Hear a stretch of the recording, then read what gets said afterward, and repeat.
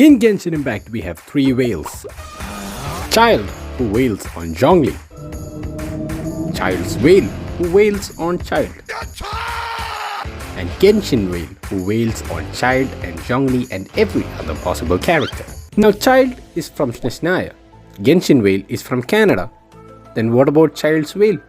Where's it coming from? But before that, hey guys, it's Been here. Welcome back to another video. Don't forget to like and subscribe and watch to the end because this video is going to blow your mind. Finally, in version 4.1, we were introduced to the biggest whale in Genshin Impact, Childe's whale. But big question we have to ask ourselves here is, what exactly is this whale? Is it an abyssal beast like Elena's? Is it a consecrated beast? Or is it just another Genshin Impact player? So as you all know, Childe fell into the abyss at the age of 14 and he came back after 3 days like Jesus. It is also said by Childe that it is when he fell into this abyss that he first awakened this particular whale and hence stuck with particular traces of the whale on himself. Now after you complete the boss fight with Childe, you get a particular drop item which is known as the tusk of the Monoceros Caeli.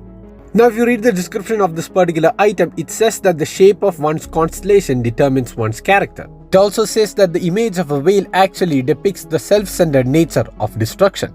Now if you take a look at Childe's constellation, it is called the Monoceros Caeli and it is depicted by a whale with a single horn.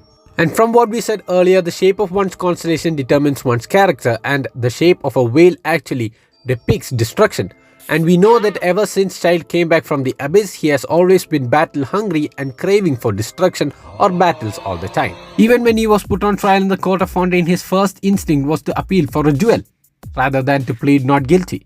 Now if you go back to the scene where we finally meet Childe's whale, you can notice that this whale also has the single one horn on itself, which means that this whale is possibly the Monoceros Caeli itself. I think that part was quite obvious given that Childe's entire whale attack was inspired from this whale itself. But now the question is, why is Childe's constellation the same as this whale? From Childe's voice lines, we only know about how Childe received his delusion, but we never know of how or when Childe actually received his vision. Whether he received the vision after he fell into the abyss or he already had his vision before falling into the abyss, it's quite unknown to us. But after seeing that Childe's constellation is the same as his whale, could it be possible that he actually received this vision after falling into the abyss? More importantly, he received his vision after coming into contact with the whale for the first time. But how could it be possible that a mere abyssal beast is able to influence a person's vision, constellation, and most importantly, ambition? So this particular point made me think, what if this whale is not actually from the abyss, but from Celestia? I know it sounds bizarre, but hear me out. Now if you look up the meaning of Monoceros Caeli, Monoceros means unicorn and Caeli means from the heavens. So Monoceros Caeli means unicorn from the heavens. Now narwhales are called as unicorns of the sea or the ocean. So it essentially means celestial narwhale or narwhale from the heavens. Now according to Greek mythology, constellations are essentially God-favored humans or beasts who earned a place in the heavens for their memorial deeds. They are also said to be regarded as semi-divine, living, conscious beings who strode across the heavens. Now if you go back to the description of the tusk of the Monoceros Caeli, it says about the image of a whale cruising across celestial heights. Now if you connect all these points together, could it be that Childe's whale, the Monoceros Caeli, is in fact a God-favored beast who earned its place in the heavens?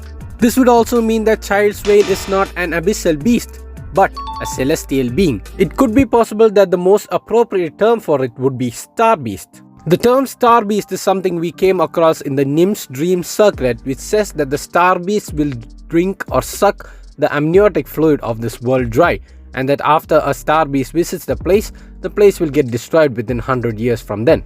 But since we do not know much of these star beasts, I'm going to leave it at that. Now if you're still unsure about this theory, let's go to another point. If you check out the constellations of all the Archons in game, Zhongli, Venti, Raiden, Shogun and Nahida, you will notice that all of them have themselves as their constellations. And who exactly are the Archons? The Archons are God-favored entities, just like all constellations are. So just like how the Archons who are God-favored entities and are the embodiments of their own constellations, Childe's whale, who is the embodiment of the Monoceros Caeli constellation, could actually be another God-favored entity itself, meaning Childe's whale is essentially from Celestia.